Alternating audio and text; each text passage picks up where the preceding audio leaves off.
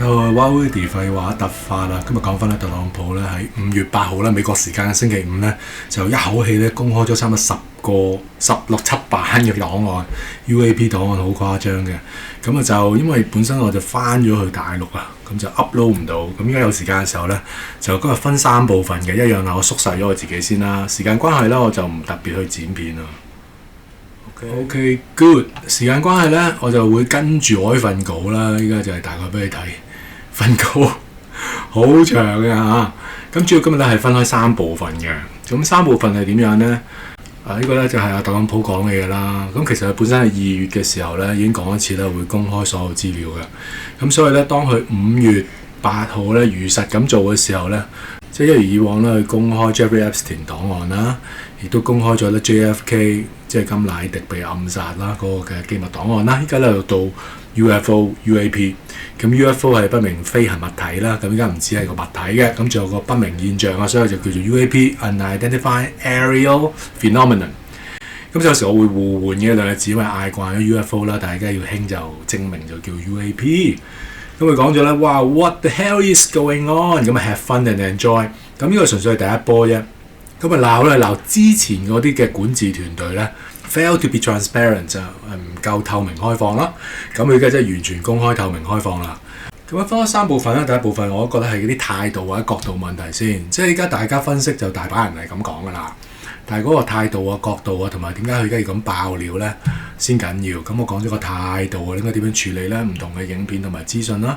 咁第2部分咧，即係個影片分析。咁第3部分咧就有少少嘅引申咁樣嘅嚇。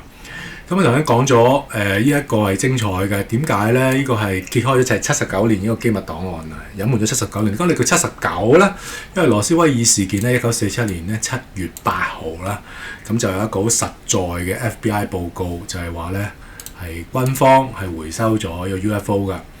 咁但係當然啦，佢就前後腳唔同嚇。第一日公佈咧就話當地軍方係回收咗隻飛碟，咁第2日咧更加高層嘅軍方就否認嘅，咁嗰個係純粹天氣氣球啫。咁換句話說，依家咧美國政府即係特朗普團隊咧咁樣走出嚟嘅時候咧，其實就係公開咁樣承認翻佢哋呢79年咧係隱瞞嘅，得唔得？佢冇話明到我哋講大話，佢就話咧過去不透明，佢而家完全透明俾你睇，同埋咧你要自己去決定啦。People can decide for themselves， 你自己去決定啦嚇。咁我覺得呢度醒目嘅喎，一來佢咁樣講嘅時候，佢唔會揦屎上身之外咧，二來事實上咧，我哋都要有一個科研精神，你自己要不斷咁鑽研落去。咁所以咧，佢就話會應承咧係不斷咁公開資料。咁究竟係每個禮拜、每2個禮拜、幾個禮拜定點咧？但係我預測咧，有可能就係喺羅斯威爾事件79週年啊，即係7月8號當天或之前咧，應該係不斷有料爆，一路咁樣層層疊砌上去嘅。咁我覺得好多師兄就話咧 ，UAP 嘅影片我睇得太多啦，即係不明天空現象，俾啲激啲我睇得唔得啊？咁講真，就算係 UAP 咧，我都覺得有啲鬼幾激下，都可以值得講解下，都有爭議地方嘅。咁到時咧再激啲嘅，可能真係俾你睇到外星人嘅相片啊、握手相片啊，或者係同佢合照 selfie 啊咁啲，我唔知啦。好啦，咁我哋就拭目以待啦，同埋佢開咗呢個嘅連結啦 ，World Government UFO。咁你一入到去嘅時候就好多嘢可以睇。我而家實驗下俾你睇咧，我就用 VPN 咧，話我自己喺美國邁阿密咧，咁就可以去到啦。咁啊睇一睇先。Oh my God！Not this one。咁係要啲時間嘅，點解要開俾你睇咧？即係起碼你要知道究竟係咩事，究竟幾咁爆、幾咁多嘅資料嚇，好似 Jeffrey Epstein 咁樣海量嗰啲嘢。咁 US Department of War 呢個名都改得好嘅，戰爭部，依家唔係國防部啦，因為依家嘅戰爭咧不單係同嗰啲伊朗邪惡軸心對抗嚇，仲有伊朗背後啦。咁你地上面佢自己入邊咧就同影子對應政府啦，或者係深層政府啦啊。咁啊對着幹，因為過去咧佢隱瞞好多嘅嘢，可能啲私人軍事承辦商咧隱瞞太多嘅嘢嚇，獨攬太多嘅外星專利啦嚇，或者高科技專利咧，以致變到山寨王咁樣樣。而4年1屆嘅總統咧，就好似個臨時僱員咁樣樣，有時都唔需要知會總統嘅。咁所以總統啊，甚至國會都被加空。嗰班友變山寨王，所以依家咧特朗普調翻轉，咩嘢都爆晒出嚟嘅時候咧，咁令到佢嘅沼澤咧就無所遁形。咁我頭先話誇張就係17頁啊，大佬。咁有啲YouTube 嗰度都好好啊，陣間慢慢解釋下。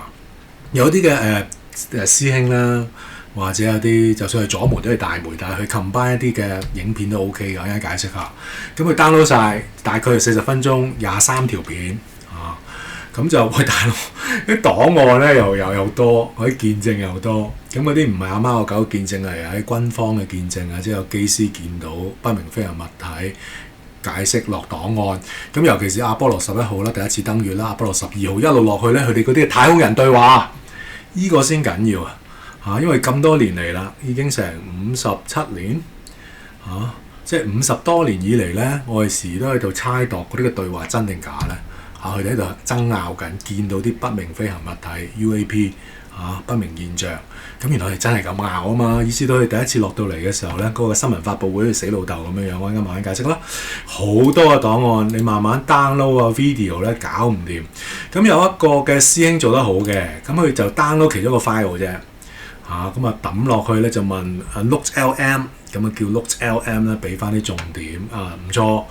咁我都 save 低咗，咁一陣間再講啦。咁我而家示範一次，即係話俾你聽，其實有幾多資料啦嚇，去到第17頁啦，大佬有影片啦，有檔案啦。好，咁我翻返去啦，我今日嗰個碌屎先。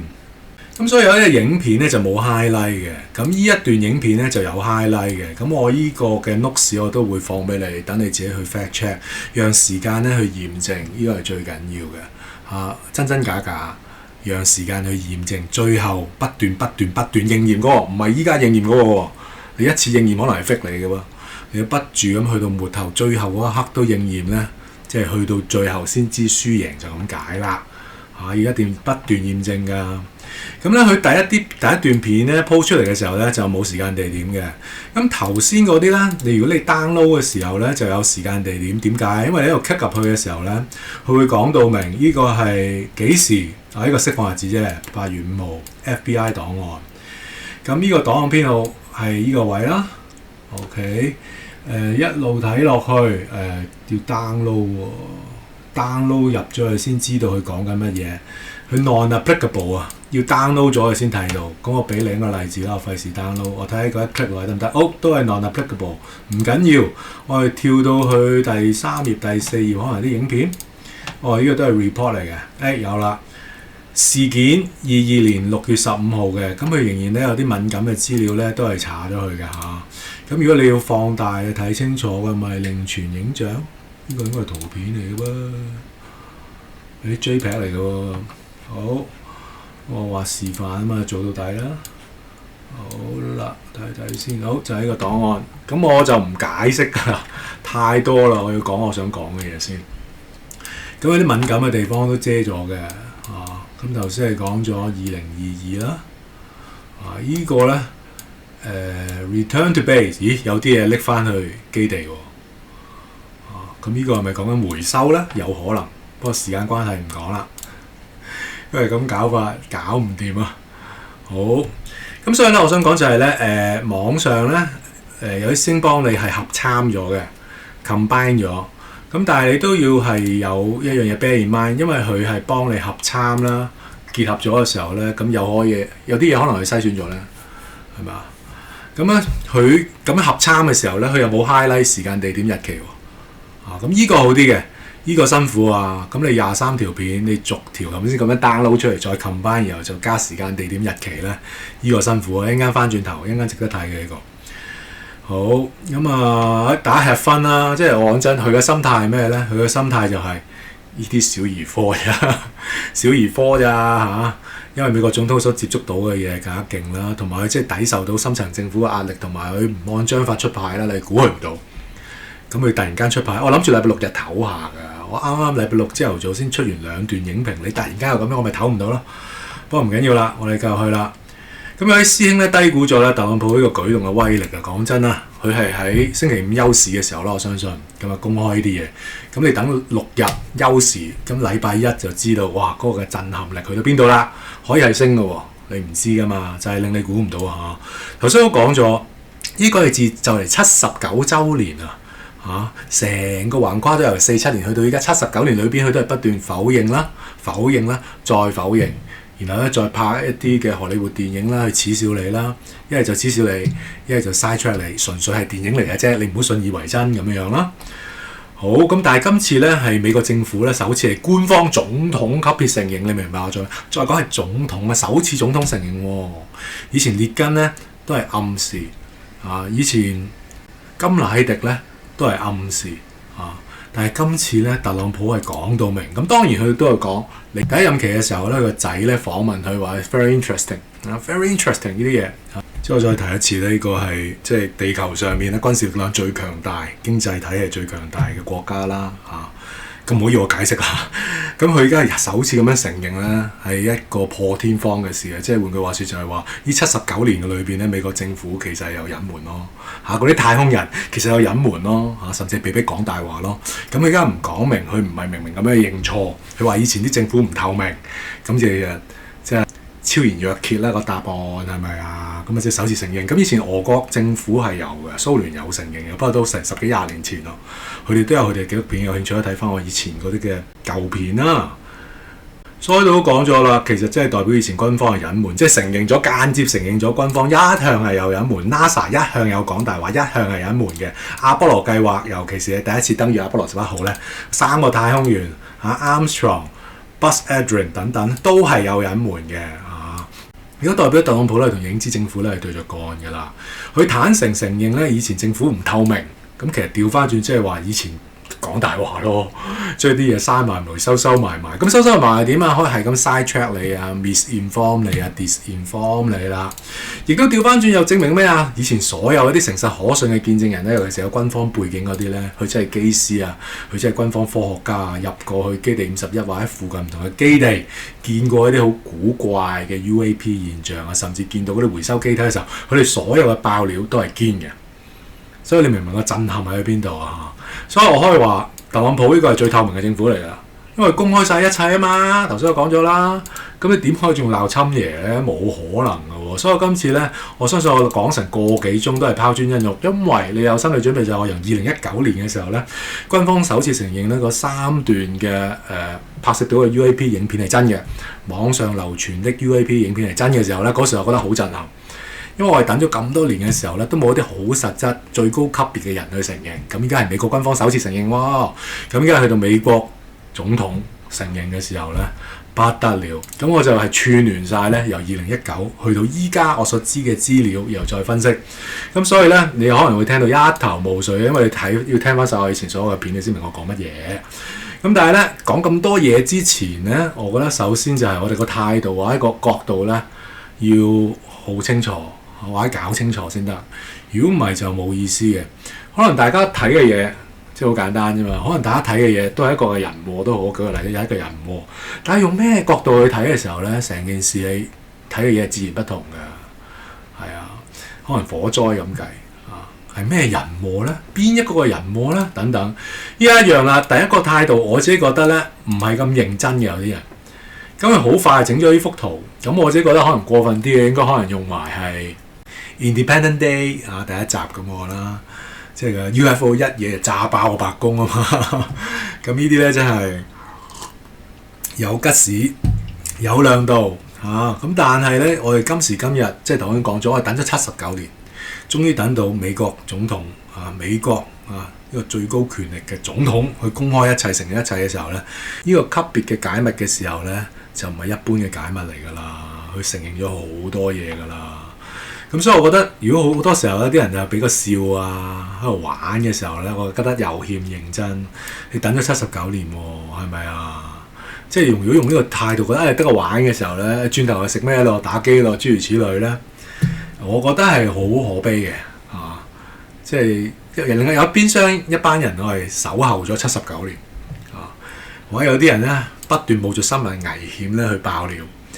但係你不單止咧係你充耳不聞啦，甚至今次有人確認佢哋嘅爆料係真嘅時候咧，你話我哋應該去食咩啊？應該睇咩戲啊？咁樣啊？咁我覺得呢個態度咧，你爆咩料係冇意思嘅。就算嚟緊俾你睇埋外星人個樣又點啊？承認埋美國已經回收咗幾多機體，依家可以用逆向技術成功研發幾多嘅機體都好點解未量產等等？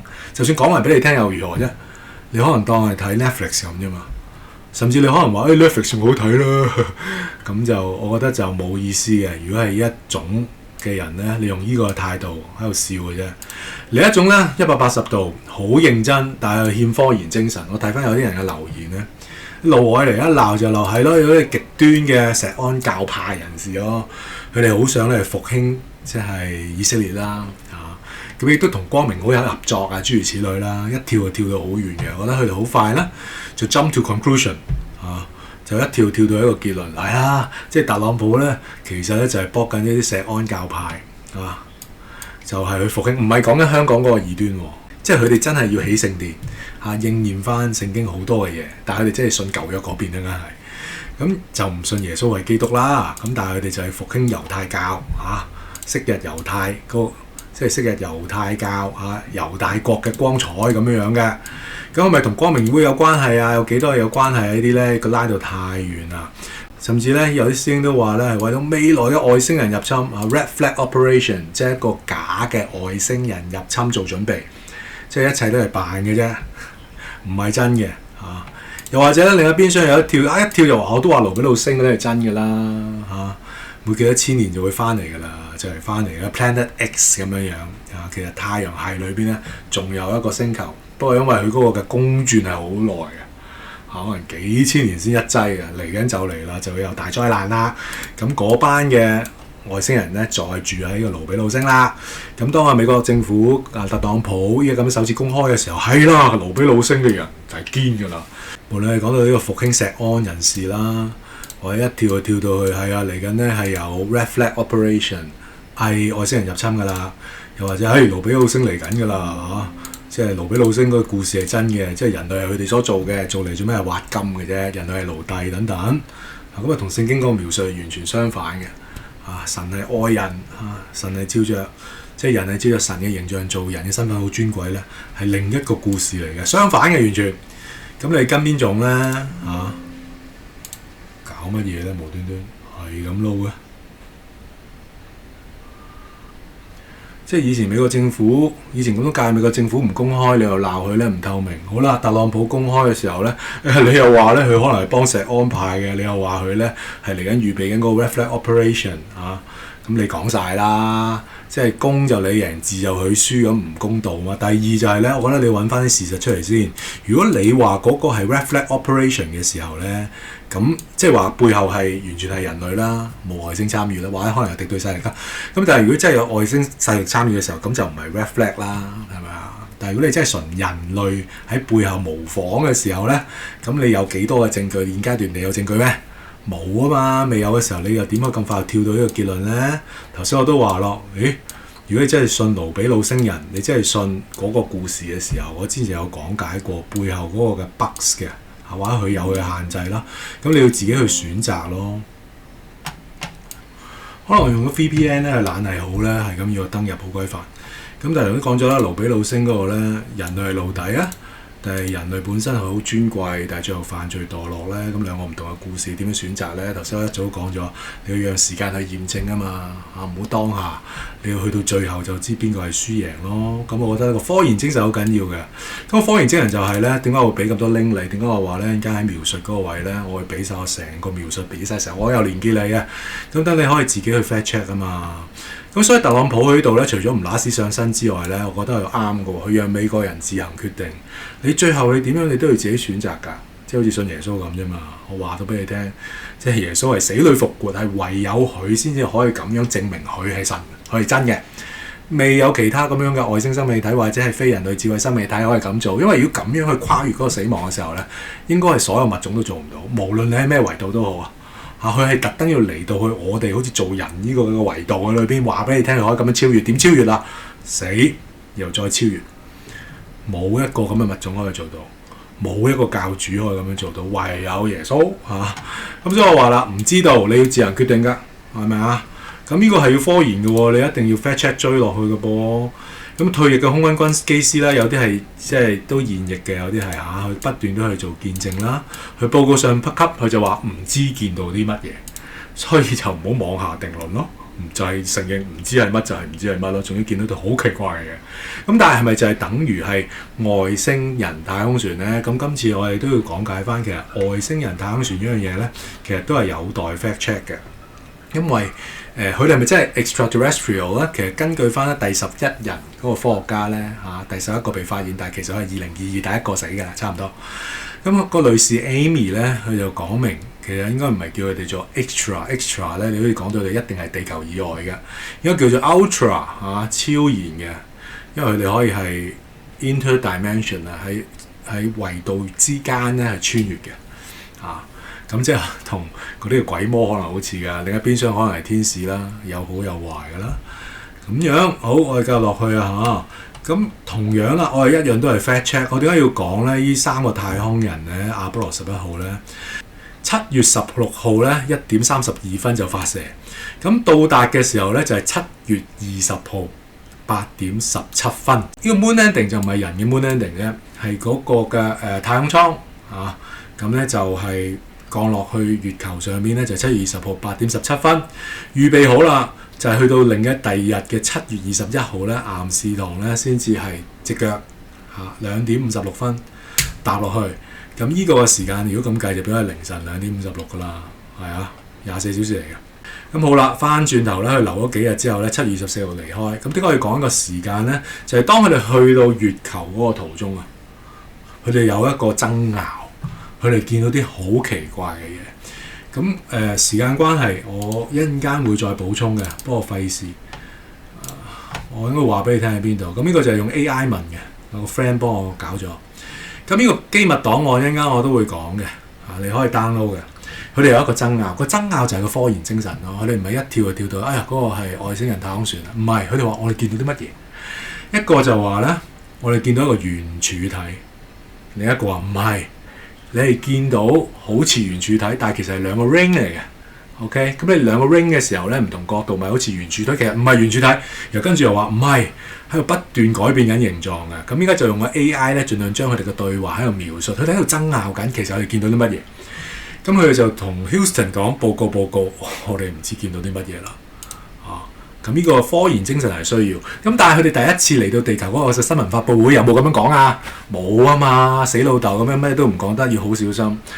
有記者問佢哋：你睇唔睇到天上嘅星星啊？Armstrong 睇到。第三個太空人冇踏足月球嘅，因為佢留喺嗰個嘅太空艙嘅裏邊。咁話有咩？嗰個人傳有咩？咁 Armstrong 就窒一窒咁但係就Buzz Aldrin 咧，就第二個太空人咧，就不斷都喺度搞手指轉筆又好乜都好應該可以再睇睇嘅。咁但係佢哋就不斷咧好小心講嘢，就唔好講到有任何 UAP。咁當時應該有好清楚嘅指令㗎啦，同埋佢哋去月球途中就見到嗰個嘅 UAP 啫喎。落到月球有冇啊？好多，但係今次未講到佢哋月球裏邊睇到乜嘢。佢今次爆呢個純粹講咧，去緊月亮嘅時候嗰個過程咧，呢段時間見到啲乜嘢啫？已經咁樣啦，夠精彩。所以今次係一個前菜嚟嘅啫，特朗普嘅爆料係前菜嚟嘅啫。好啦，咁嗰個機密檔案就係呢個啦，我哋可以 download 嘅啫。阿波羅11號啦，個 technical crew debriefing 佢落到嚟嘅時候咧，要有個 debriefing 佢嚟報告翻講啲乜嘢。佢機艙內嘅所有説話都被錄音㗎啦，又打成文字。所以依家咧就有呢一個咧，佢係解釋下少少啦。咁都係信不信由你啦。佢應該有嗰啲 FBI 鑑證測謊訓練嗰啲專業嘅心理學家兼測謊專家嚟嘅。咁佢都話：我依家係純粹咧一個唔專業嘅測謊，不過咧係不斷分析俾你睇咧，透過嗰個人嘅面部表情眼神啲小動作啦，話俾你聽佢有冇講大話定係講真話嘅。咁去分析翻。咁原來1年前咧已經係分析咗咧，佢哋3個人咧，我都講咗死老豆咁樣啊。你明明一個係登月係個壯舉嚟嘅，咁我哋而家都唔需要再質疑咧登月係假係造假。我之前都講咗好多次，登月唔係造假。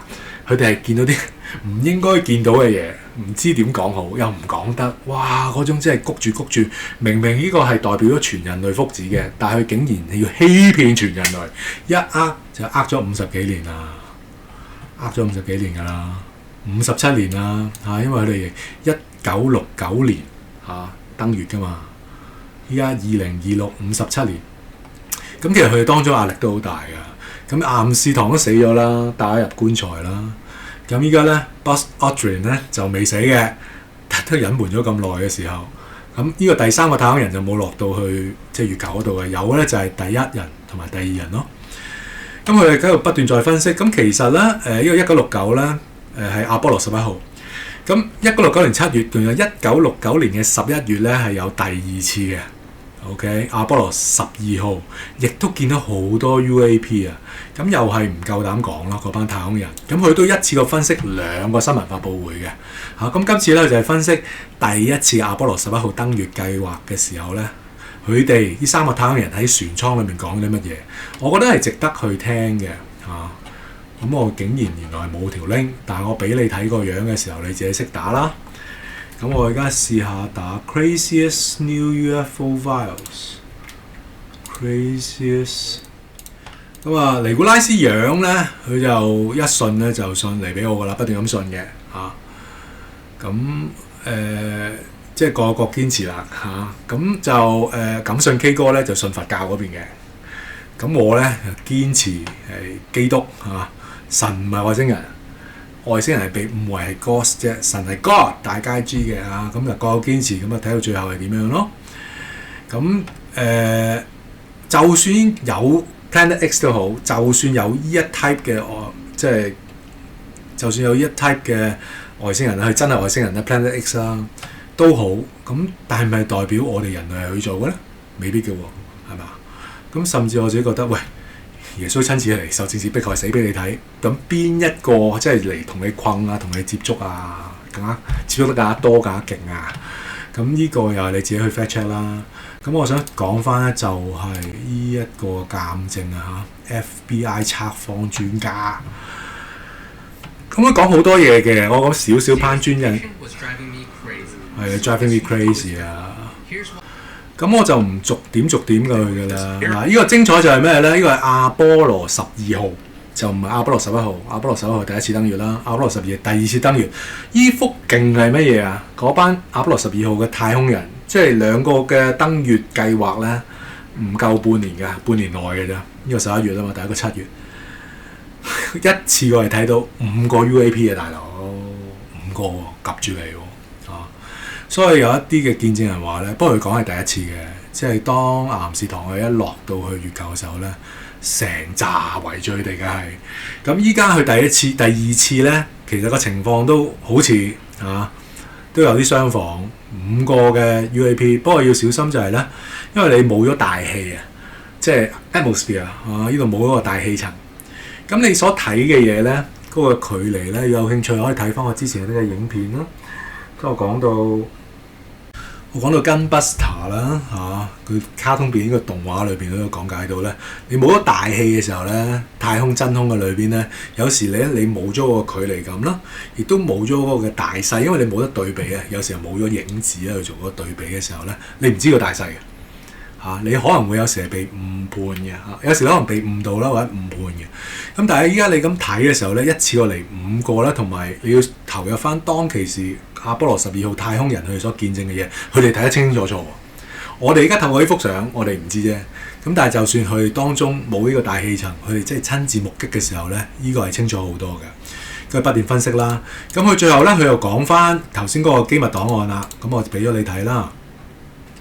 因為我而家係用咗個 VPN， 有時 load 得慢啲咁佢哋就成個對話啦。阿 Colin 同埋 Aldrin Colin 係第3個嗰個嘅太空人。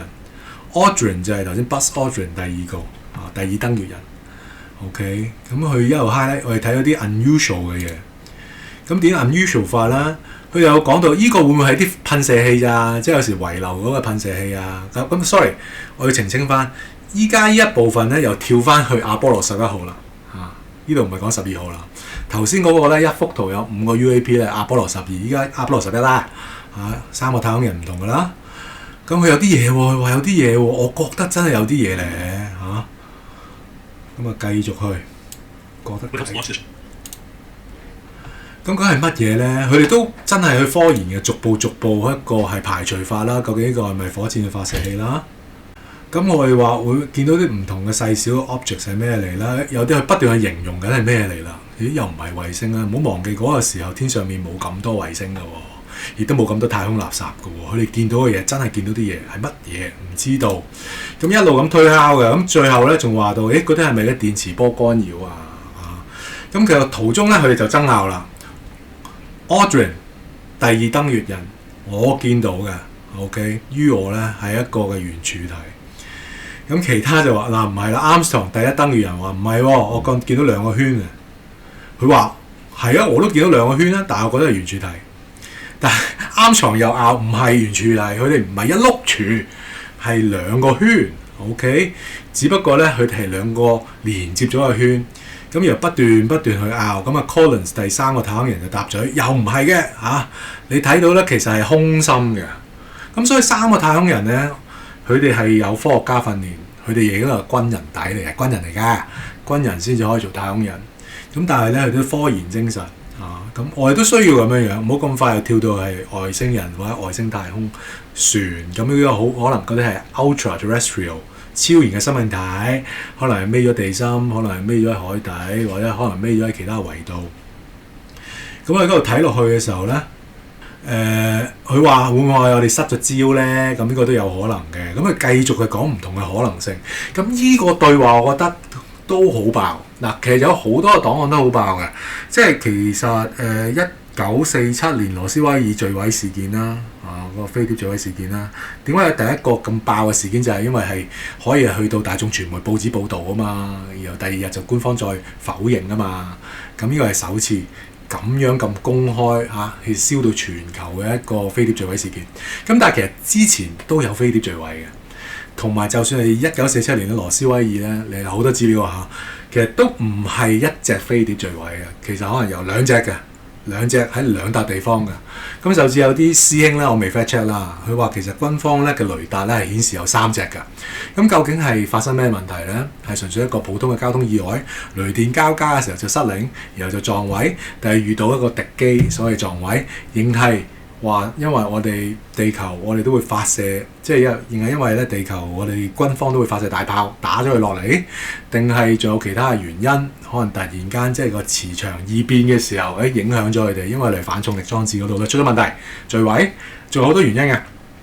可能特登墜毀試嚟嘅。咁多原因之下，佢今次嗰個解密咧未講到亦都未講到咧羅斯威爾，但係我係需要咧咁樣層層疊咁樣咧一路咁樣去追查落去。但係至少我哋睇到嘅係咩咧？頭先我講咗啦，79年嚟咧係不斷有隱瞞咁，依家首次慢慢開始有個前菜爆啦。咁依家又係啦，我哋等咗成57年嘅時候，原來真係太空人裏邊係拗緊嘅，佢哋睇到啲好奇怪嘅現象，唔知係乜嘢。依啲對話咪精彩啦，但係就瞞咗佢哋57年啊嘛。但係今次終於公開咗喎，我真係興奮到哇！差唔多瞓唔着覺咁樣嘅，好想去討論，好想出片，但係我係喺強國裏邊嘅時候啦，下載上載都限速啦，因為我用咗佢哋嘅 WiFi 嘅時候咧，就 Google 去唔到 YouTube 去唔到，咁即係廢咗2倍啦，咁冇得搞喎，咁落到嚟咧，先至可以慢慢去分析翻同埋 upload 啦。咁嗱，有興趣嘅時候咧，你可以自己繼續睇嘅咁就時間關係啦。咁佢之後咧就分析翻佢哋3個啦，喺新聞發佈會咧，其實1年前嘅時候都出過影片嘅。咁時間關係咧，咁我就唔一路播晒落去啦。咁你見到咧，佢之後咧係會有分析翻啦，佢哋第一次嘅新聞發佈會啦，亦都分析埋咧係第二個嘅阿波羅，亦都分析埋咧阿波羅12號嗰個第二個嘅登月計劃，嗰3個太空人啲古怪嘢嘅。咁但係譬如可能係有轉筆啊、玩手指啊、即係目無表情啊。咁呢啲完全真係唔似一個成功任務之後嘅新聞發佈會等等啦。咁有興趣咧可以自己睇啦。咁時間關係咧，我要再跳翻去頭先所講嘅。咁好啦，頭先我都講個態度啫。咁我結集咗咧，即係最新嗰個嘅分析㗎啦，開始。咁好啦，有啲人就話：我睇嚟咗 UAP 咁其實即係似個愛普斯坦案咁多資料嘅時候咧，我哋真係要慢慢消化梳理嘅。就係呢個前菜咧，已經咁多嘢講嘅時候咧。即係我哋唔好咁快就跳到去，有幾多嘅非人類智慧生命體啊？有幾多嘅呢啲咁嘅智慧生命體喺空軍裏邊啊？喺空軍基地啊，同人類合作啊，接觸過幾多個種族啊？其實依家美國可以係接觸咗嘅，清楚知道嘅有4種㗎。咁但係其實有嘅唔止4種啦，係咪已經係長期合作關係啊等等咧？係咪已經有混血計劃啊？係咪有敵對勢力其實已經入侵緊啊、滲透緊啊等等？呢一啲我相信咧慢慢會講嘅。咁去到係7月8號嘅時候咧，羅斯威爾79週年嘅時候咧，應該會係集中講翻羅斯威爾，即係到時真係俾相你睇啦，真係話當其時回收咗幾多？應該係一個機體，我唔記得咗3定係4個咁樣嘅非人類智慧生命體，咁嗰啲係小灰人嚟嘅。咁你睇翻我之前嘅影片，咁有一個係未死嘅，個當其時佢捱咗1年嘅，咁之後啲屍體啊散晒，咁嗰啲有回收嘅，咁依家唔講住啦。咁一跳，咁我就分析翻 UAP 嗰度，咁啊即係證明咧，其實原來當初咁多唔同嘅爆料人咧，即係好多都帶咗入棺材㗎啦，但係臨死之前咧都吐真言嘅。咁好啦，咁頭先講幅數嗰度，我一早講咗啦，一幅圖係有5個 UAP、6個 UAP 嗰個好誇張、好震撼咁呢度啦。咁我哋依家放大蒙查查啫，但係當其時咧，太空人咧反而你冇咗，雖然佢可能失咗個距離感但係佢可能睇得好清楚嘅，因為你冇咗大氣層啊嘛，冇咗塵埃啊嘛，佢睇得好清楚，係好古怪一件事嚟嘅。咁佢依家有200個檔案，頭先俾你睇17頁啦、17版啦，每版裏邊大把嘢 download 啦。咁頭先我講咗，你可以係去有啲 link 我俾咗你㗎啦，佢已經合參咗一套啦。咁但係有時小心喎，我講就係有啲師兄幫你合參咗咧，佢可能咧有啲嘢篩選咗你唔知啦，你自己 fact check 啦。另一方面咧，有啲片係參咗入嚟嘅 over 咗嘅，佢唔係今次嗰個爆料嚟嘅。呢一個咧好激嘅。咁但係時間關係咧，可能我之後先播咯。咁你個阿伯奇直升機嚟咧，係追住個 UAP 咧，你會見到佢，哇，又反轉又成嘅，佢係用啲有異於我哋所認識嘅飛機嘅噴射同埋物理嗰個嘅方向啦、軌跡啦，好特別嘅，好誇張。但係呢個係真嘅，但我相信呢個係真嘅，但係唔係今次個爆料咯。咁咪插咗一隻腳入嚟插埋落嚟話分享，其實唔係咁好啦，時間關係，我就要播一播啦。呢一段啦，因為已經有個師兄好好，我好感謝佢加咗日期、時間、地點啊。咁以至到咧，我就唔會蒙查查究竟係咩嚟嘅。同埋咧，而家撈緊嘅時候咧，順便講埋咧，點解要係紅外線咧？因為紅外線咧可以高速偵察啊。我睇埋喺度。紅外線可以高速偵察，同埋紅外線咧，你夜晚嘅時候都 detect 到嗰個目標。其實佢哋係軍事用噶嘛，佢哋係諗住係探測敵國等等機體嘅，就唔係探測呢啲非人類智慧生命體嘅。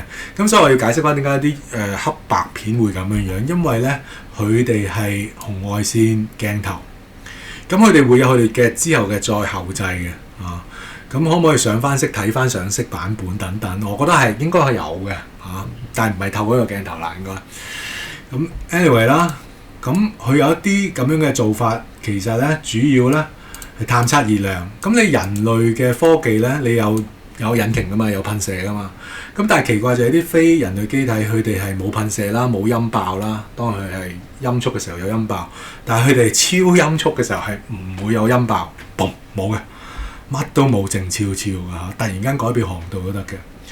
咁高速啦、低光操作，其實諗住係探測佢哋呢樣嘢嘅。咁點知道即係竟然係探測到一啲解釋唔到嘅機體，唔知係乜嘢嚟啦。咁因為一向軍事用途頭先解釋咗啦，即係夜晚嘅時候可以探測到敵機啦。咁點知係見到啲嘢啦。咁但係佢有佢嘅限制嘅，所以我話之後咧佢要翻去基地做後製咁樣樣。咁但係你就算頭先睇到咧，你 zoom 咧。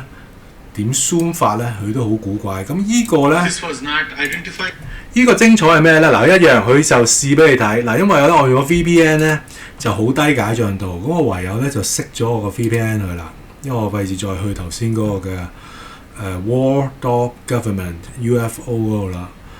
咁我熄咗個 VPN turn off，咁就應該可以高解像度翻嘅啦。好。好清晒啦，咁咧嗱，第一個佢本身個重點咧就想講咧，呢個白角星嘅 UFO 唔係 UFO 嚟嘅。咁網上咧有兩個正反個嘅論調，我覺得值得講嘅。咁佢就話呢個唔係 UFO 嚟嘅。咁有啲就會講到呢個係 UFO 啦，呢個係伯利恆之星啊嘛，叫乜個超納星啊？就係話嗰三個博士睇到嗰粒星，嗰粒星會喐喎，咁嗰三個博士就跟住嗰粒星咧，原來話外星人飛船啊咁樣。咁啊兩個嘅向導嚟嘅，我覺得兩個向導值得講。咁佢話點解佢呢個唔係咧？咁佢不斷去講解啦。咁首先就佢會覺得有啲師兄會講咧，唔係佢講嘅，就話呢個可能係閃光彈嗰種。咁你影到係咁樣白角，咁其實佢係放射緊光芒，閃光彈咁樣樣。但係問題就係你個閃光彈閃咁耐，同埋嗰個閃光彈嗰個軌跡係好奇怪。仲有就係如果你話呢個唔係 UAP 嘅時候咧，即係啲人影咗閃光彈，你就話佢 UAP， 你即係當影嗰個人係傻嘅，你明我意思啊？有啲古怪喎，即係佢哋拍得俾你睇嘅時候咧，理論上佢哋就係解釋唔到，所以先歸類為 UAP 啊嘛。咁如果係閃光彈，好簡單咧，射上去，咁咪聚翻嚟咯，完咯。咁而家唔係啊嘛，咁喐嚟喐去嘅噃嚇，喐嚟喐去㗎。So anyone 喐嚟喐去好奇怪嘅。佢科研精神我都要講，佢將段片逐格變咗個 JPEG， 逐格分析佢。咁你會睇到其實唔同軌跡嘅，但係你都會睇到呢一個 parachute 咁樣嘅。咁有啲師兄其他師兄留言都話係咯，呢個咪降落傘嚟啫嘛，即係降落傘咪咁樣嘅。嗰個閃光彈，但個問題就係點解個閃光彈要用降落傘？但係呢個降落傘係純粹係背後有人用緊一個 backdrop 嚇，你知唔知將個降落傘幅畫面打橫？但係如果打橫嘅時候又唔明白點解呢個嘅白角星嘅 UAP 會左右左揸到啲周圍走咁嘅烏蠅咁樣嘅噃。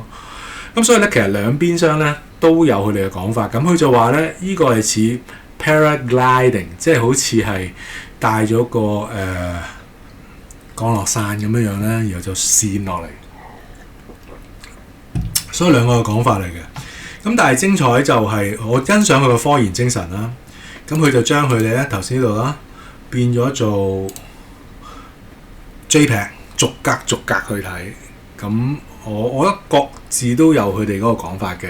咁就好似特朗普話齋，即係俾個前菜你 have fun。咁究竟呢個係乜鬼嚟嘅咧？嚇，純粹即係低能度係一個閃光彈，定係話一個真係首次一個咁樣嘅白角形 UAP 咧？因為我哋所認識嘅 UAP 真係未見過咁樣白角形。咁當然有啲師兄就會講到，有㗎咁樣，印度洋嗰度有啱講。咁但係你見到佢遮咗咁多資料咧，就係好多嘅坐標啊、敏感地方啊、位置啊、數據遮晒嘅。咁即係換句話說，呢個唔係一般嘅閃光彈啦。即係喺呢個地方你見到閃光彈冇可能噶嘛。即係我舉個例，即係可能你喺平流層嗰度咁鬼高嘅裏邊，你有閃光彈，唔好玩啦。即係類似係咁啦。咁所以我就傾向唔信係閃光彈啦。同埋佢嗰個移動軌跡唔係閃光彈嚟㗎啦。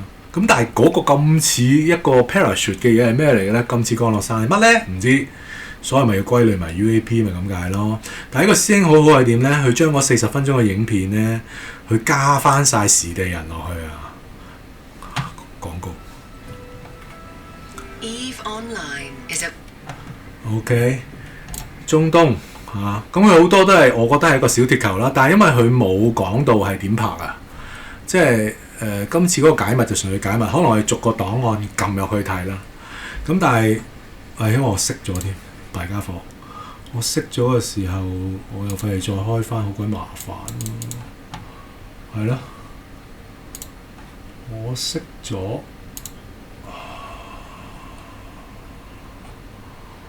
係啊，我熄咗嘅時候入唔到噶啦，我又要再開翻，撈唔翻噶啦，唔得。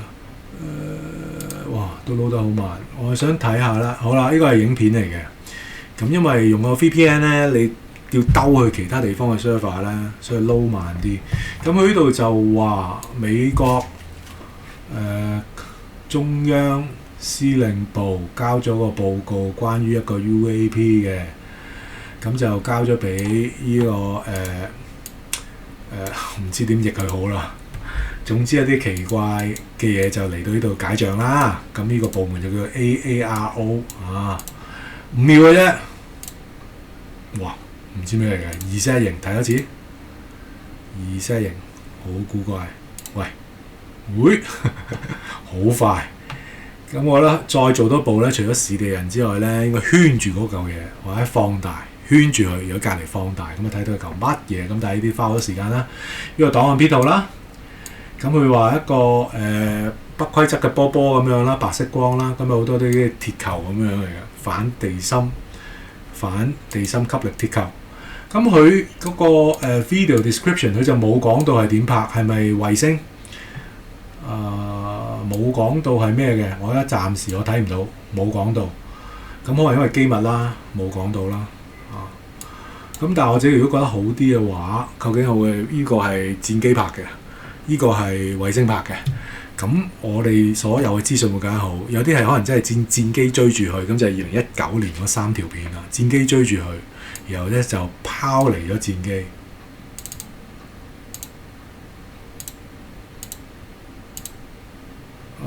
開下，好又翻嚟啦。咁我又要熄翻個 VPN，因為頭先我係撈片嘅時候好慢。好，我哋睇下去到邊度，逐條片講。咁我覺得有好多位都值得講嘅，咁同埋小心有一啲唔係屬於今次爆料嘅片啦。我信係真都，但係唔係今次爆料，我都要再澄清嘅。咁頭先個師兄好好就係咧，佢有咗各位嘅視地人啦，咁佢再解釋啦嚇。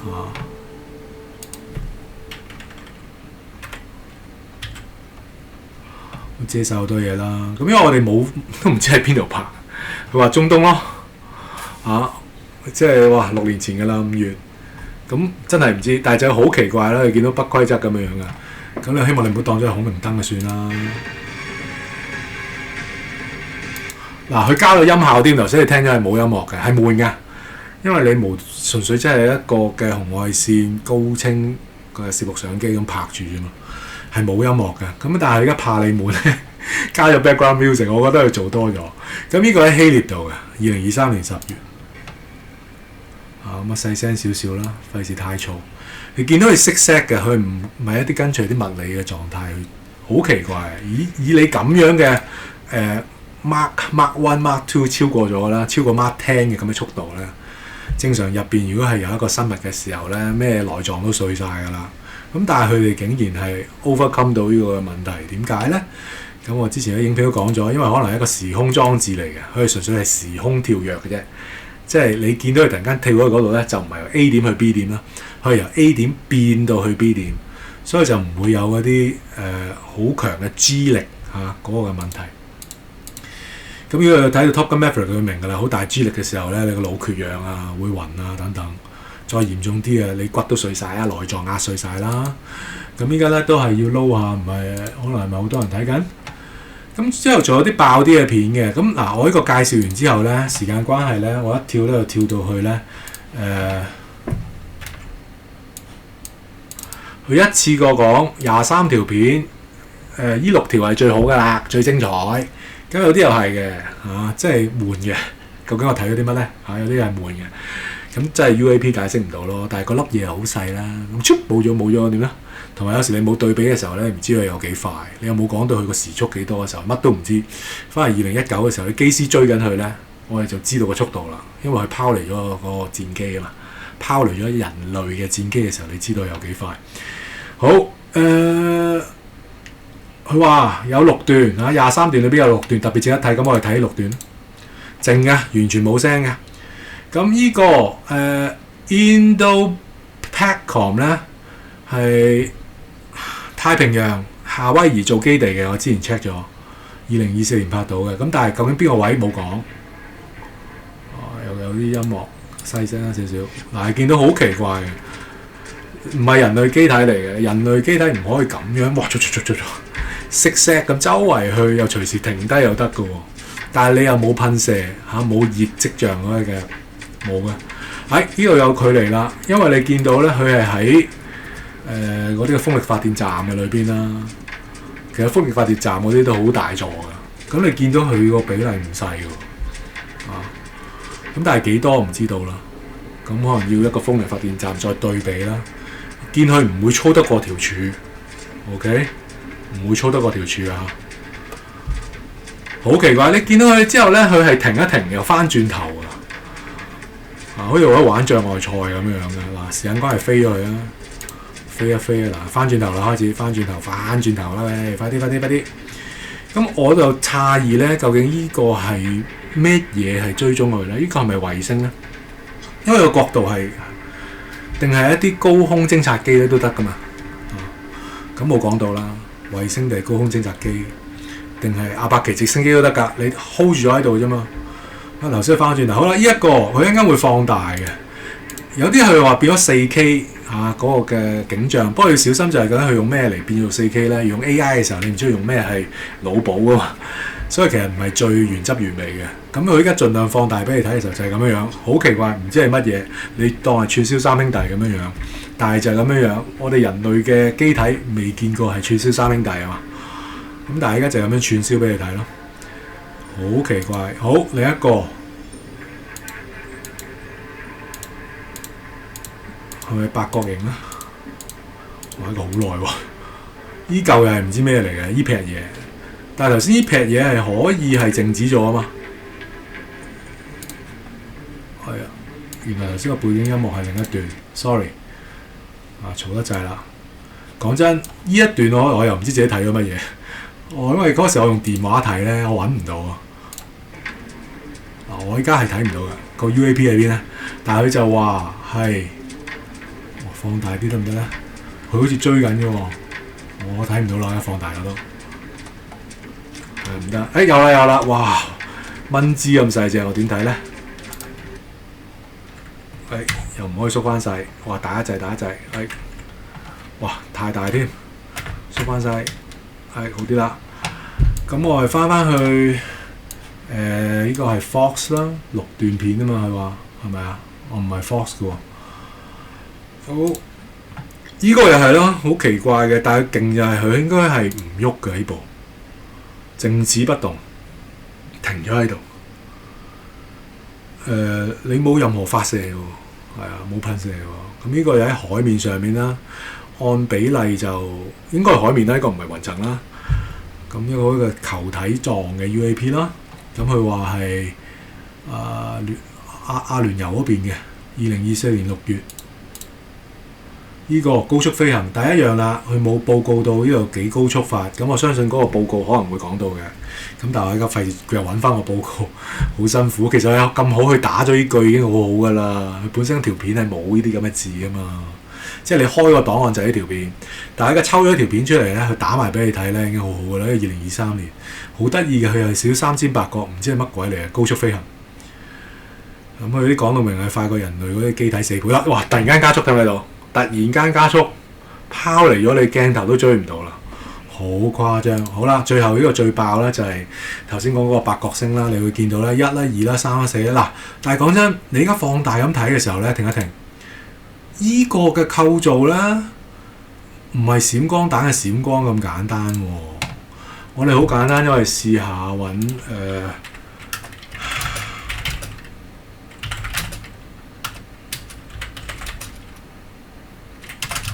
睇下有冇 YouTube 嘅片。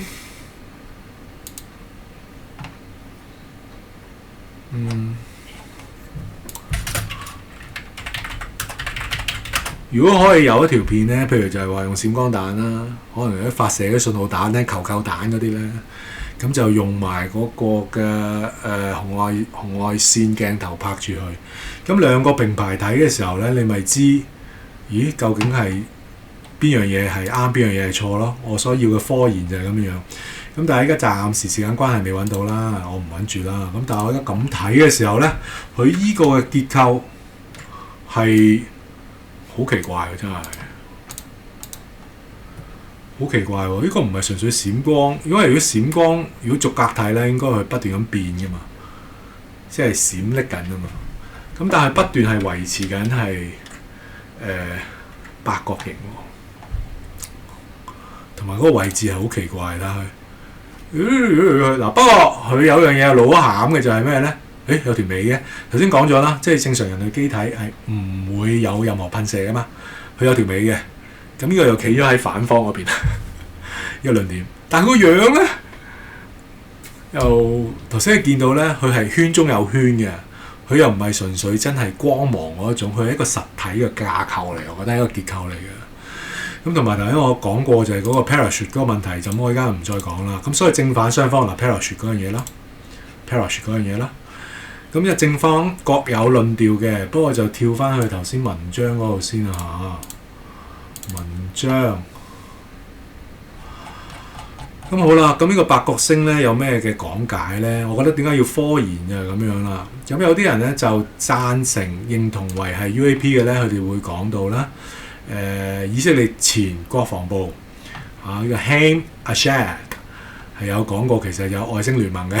有嘅啦做，咁其實第一任期嘅時候咧，特朗普講到係呢個 very interesting 啦，講到羅斯威爾嘅仔訪問佢啦。咁其實嗰時咧，其他場合佢已經有講到以色列係知嘅啊。咁有啲師兄一好快一聽到以色列咧就喺度鬧㗎啦。咁其實你搞清楚，凡係人都有好壞，外星人都有好壞，以色列都有好壞嘅。你唔好一講以色列就係壞嘅先得㗎。尤其是以色列都係俾傳媒屈咗好多年嘅，所以要搞清楚。咁但係嚟緊嘅敵基督係以色列人啦，呢個都要再講。但係唔代表即係冇正義嘅以色列人，因為耶穌都係以色列人嚟噶嘛。即係喺道成肉身嘅時候，好啦，不過講翻嚟呢度，咁八角星嘅裏邊啦，咁佢講咗好多嘢，佢認同係啦，因為有其他嘅證明啦，等等啦。咁但係有啲佢就放到咁大，咁佢呢個係另一幅圖嚟㗎啦。佢就話佢呢度冇講嘅一個 post。但係咧喺其他 post 就話咧係喺印度嘅軍方釋出嘅，呢個咧就唔係今次特朗普釋出㗎啦，係印度軍方嘅。咁佢見到佢個架構嗱，呢一幅我唔知點嚟啦，唔知係咪其他嗰啲 AI 補圖夾硬加到變咗條 4K 啦。咁但係依家呢一個八角形啦，咁但係見到立體嘅時候，佢就唔係純平面八角嘅，好奇怪嘅一樣嘢。咁係咩嚟咧？唔知道。咁有啲又係啦，就都係跳得好快，佢哋態度認真，但係又跳得好快。佢跳就跳到去啦，會唔會 Guardian Galaxy 嗰啲星形機體啦銀河守衛隊啦？其實荷里活係咪一早知道好多嘢？當然佢哋知道好多嘢啦。咁但係嗰個係咪純粹啱啱遇着光光啫？佢未必係因為咁樣即係暗中爆料嘅，我只覺得未必係。有啲信徒又好快跳到去以西結書嗰啲轉動嘅輪子上下有眼咁樣，或者第10章嗰度咧，以西結書第1章嗰度就講嗰個轉動輪子啦，第10章就講到嗰個活物啦。咁就係啲奇形怪狀嘅嘢，都係非人類嘅嚇。咁有啲由頭一路跳到喺個係咪伯利恆之星啦，甚至你八角星嘅裏邊咧，你魔法陣嘅裏邊都係八角㗎。不過嗰個嘅構造唔同。咁大家跳到唔同嘅結論嘅時候咧，我自己覺得係跳得太快。咁你話俾我聽，個活物有幾似個八角咧？咁同埋個八角係立體㗎嘛咁有好多好快就跳到去嗰個輪啊！以西結書第1章形容嘅時候。我相信有條天使未必係2隻翼咁簡單，咁聖經有咁描述，但係都唔止係嗰一種天使嘅，好多種嘅。咁咗 Ophanim 咧就係特別嘅天使啦，唔同嘅輪不斷轉動，咁佢上下都有眼嘅。咁去到又係腦補咗好多其他嘢落去啦。咁所以我哋自己又要小心咯，唔好咁快一跳又跳到去無論你係信教又好啊，定係信其他嘢都好啊。都唔好一跳就跳到太遠，我覺得我係需要更加多嘅資料。你問我之前都有分析過嘅，即係有一啲外星嘅生物，就係生命體、非人類生命體，其實就我哋人類以前認為係天使或者係魔鬼，係唔出奇嘅。咁但係我哋就唔好一棒一竹篙打一船人，全部都係魔鬼，亦都唔好咁天真，就係全部都係天使咁但係點樣分天使，點樣分魔鬼咧？我哋之後再講啦。咁但係好明顯，天使嗰邊就係企喺神嗰邊嘅我最後要睇一樣嘢，同埋講多句就係咧，有好多人一停就停咗喺，哇係咪個轉動嘅輪啊？哇係咪4活物啊？喂，個重點係咧，神係可以令到成批枯骨死裏復活啊嘛，枯骨都可以係活人，枯骨你本身係廢嘅成班枯骨嚟嘅咁最後咧可以成為神嘅精兵，死裏復活，你嗰條當係古仔。咁但係耶穌都係咁做嘅時候咧，你又知道唔係古仔咁簡單，佢絕對有咁嘅能力啦。同埋最後咧講到個新耶路撒冷，咁你唔好咁快跳到去，去到個新嘅戰艦上邊啦，去到個新嘅嗰個嘅樂園裏邊，即係去到個新嘅戰艦裏邊啦。即係我覺得又唔好咁快跳到咁樣樣，但係起碼嗰個重點應該係咧，你係咪屬神嗰邊先我再講白少少，即係就算俾我哋知道好多嘢都，我當頭先我一早都講咗，特朗普不斷咁爆都好，你當睇煙花咁睇冇意思㗎嘛。又或者你係錯咗焦點都係冇意思。我哋睇翻個焦點，以西結書講乜嘢？佢就係講緊你係咪屬神嗰邊啦？最後你係咪屬神嗰邊先啊？定係你係純粹係即係不斷去追隨咧，即係唔同嘅感官刺激嘅嘢啫，道聽途說嘅嘢，定係一路 fact check 落去，你係企啱位啊，站啱邊咧？呢個先係重點。咁有好多好快就話呢個就係百里行星啦嚇。咁當然啦，有另一邊廂係另一樣嘢嚟嘅喎，會唔會古老魔法儀式啊？我哋講蘇美文化係太陽崇拜咧，咁甚至有啲都會講到其實可能猶太教啊，咁佢其實借用咗好多都係蘇美嘅嘢，會唔會係咁咧？咁你咁拗落去嘅時候咧，頭先我所講就係失焦啦。你唔知去咗邊嘅咯，咁但係我哋要研究，要 fact check， 咁你最後好似特朗普話齋，你自己選擇咯。即係最後你可能都係好似特朗普話齋 ，very interesting 啊，第一次。然後而家第二任期就話 what the hell's going on 啊 ，have fun 啊，我哋要 fact check 落去。所以有時唔好太快，即係你同一個八角星可以變咗超那星，亦都可以係變咗係蘇美太陽教。咁究竟係乜嘢咧？其實我哋係唔知嘅。咁我哋需要更加多嘅資料啦，一路咁去等待 fact check 落去咯。好，咁啊頭先我講解咗啦，佢變咗係 JPEG 啦，逐格逐格啦。咁喺佢角度咧，覺得係個 paraglide 啦。咁頭先我講咗啦。咁最後啦，嚟到第三部分咧，就係一個引申。其實我頭先講少少就係咧，佢冇承諾到係幾時會爆，但係佢定期會爆。咁但係定期即係幾時咧？幾耐咧？冇講清楚嘅，咁可能1週、2週、3週、1個月不等咁樣樣啦。但係頭先我預計啦，佢之前都講咗嘅，佢會係佢會係喺羅斯威爾事件79週年嘅時候啦，即係嚟緊嘅7月8號會或之前會爆。咁但係佢而家早爆咗啦，咁但係嚟緊仲有咩爆咧？我相信會越嚟越清楚嘅。咁到第三部分嘅時候咧，就係 Bob Lazar。咁 Bob Lazar 呢個人咧都值得佢講解嘅，佢係屬於差唔多係第一個爆料人士吹哨者。佢係一早咧係早於40多年前啦，40至40多年前啦，就一早去咗 Area 51附近嘅基地佢就目睹咗有一啲好似帽型嘅都係一個 saucer，但係好似打頂帽嗰種。佢見到佢美軍回收咗，然後叫佢咧，佢嗰時係一個噴射嘅天才。係搞好多噴射嘅發明嘅咁就招攬咗佢咧，就用逆向科技反研究翻可唔可以人類可以做到呢種嘅反重力裝置，咁去做呢個見證。咁嗰陣時80年代啦，佢就已經40年前啦，約40年前啦，1989年5月佢就話自己去個 Area 51附近，就唔係嗰個51附近。離開12-13英里咁樣樣嘅，佢目睹嗰啲飛碟，佢參與嗰個逆向科技研發嘅，咁有成2-3年咁樣樣嘅成個過程係講得好清楚，上晒電視嘅。咁奇怪就係點解佢冇被暗殺啦？可能佢啲所見嘅嘢都係等閒事啫。咁當其時係好爆嘅，因為第一個嘅爆料人咁樣上電視。咁但係信不信由你咧，最後都係。去到最近期嘅時候，我哋先知道當國會咁多爆料嘅時候，先證明翻佢講嘅嘢係真咯。咁喺啱啱上個月咧，都有佢嘅紀錄片叫 S4，就係頭先嗰幅圖。咁但係衰在咧就喺 Prime 嗰度先有得睇咁我就冇呢個 account，咁我就費事再訂啦。咁佢又用咗佢就用咗 CG 咧，將佢後生化，同埋根據佢個見證咧，佢所見到嘅乜嘢咧，完全將佢咧係還原出嚟。佢話即係還原到哇，即係一切都回憶翻晒嚟咁樣樣㗎。咁但係網上有好多師兄做咗嗰個嘅紀錄片嘅影評，咁但係因為我未睇，我就冇做到啦。咁但係我想講嘅就係咧，佢40年前講嘅，同佢今天所講嘅係始終如一。咁當然你可以選擇就係佢呢40年繼續堅持同一個大話都得㗎。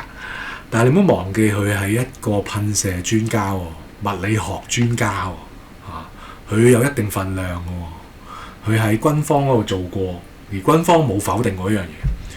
咁與此同時咧，另一個人又係值得講嘅，我之前都有講過 Louis Elizondo 喺國會見證嘅。咁Bob Lazar 咧，佢係講緊早期裏邊佢見過一個反重力裝置，佢見過啊，甚至我覺得一早已經係研發咗啦。佢嗰時參與咗2-3年，40年前，40年裏邊未研發好，我唔信咯，係嘛？咁但係 Louis Elizondo 咧，佢都見證佢見過啊，喺近期見證，即係換句話說，兩個人咧係互相印證大家所講嘅嘢。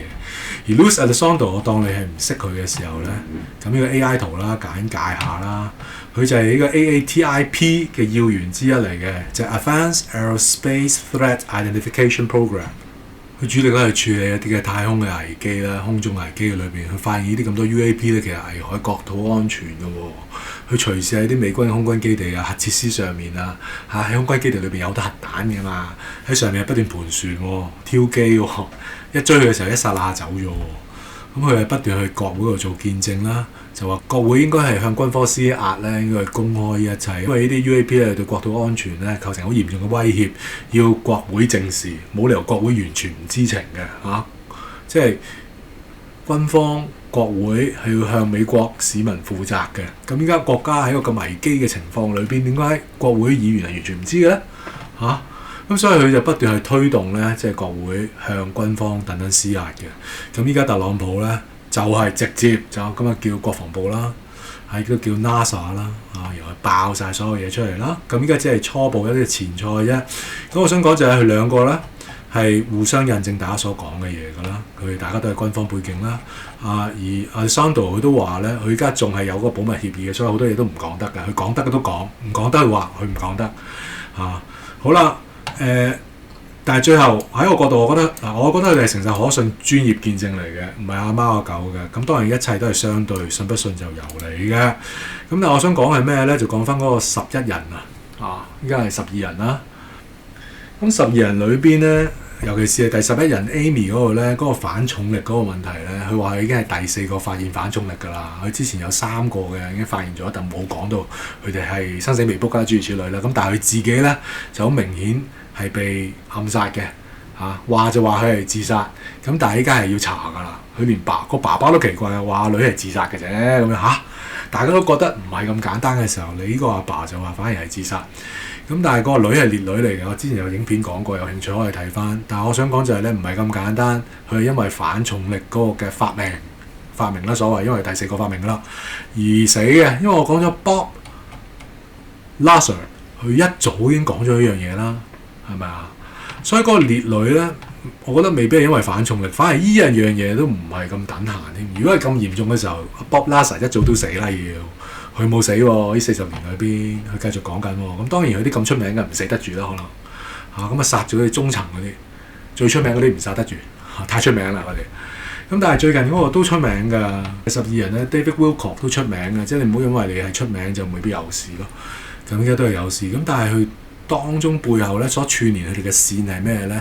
其實就唔知道。咁有啲 YouTuber 又講得好實在嘅，就話佢哋牽涉到咧一啲嘅核子武器嘅，因為大家真係牽涉嗰啲最高機密嘅科技，各自都係牽涉到嗰度嘅。咁串連埋佢哋一齊嘅時候咧，係回收機體啦、核科技啦、反重力啦。咁但係究竟邊一樣嘢咧？咁反重力我覺得應該唔係啦，因為頭先我講咗一早都知啦，一早都有啦，係死嘅。Bob Lazar 一早要死啦，呢40年咁冇啊嘛，咁就未必係反重力。咁但係牽涉乜嘢咧？唔知，所以我哋繼續要拭目以待啦，要去繼續 fact check，讓時間咧去做嗰個驗證就咁解啦。如果你歡迎想分享咧，請 like、share 同 subscribe，多謝各位，拜拜。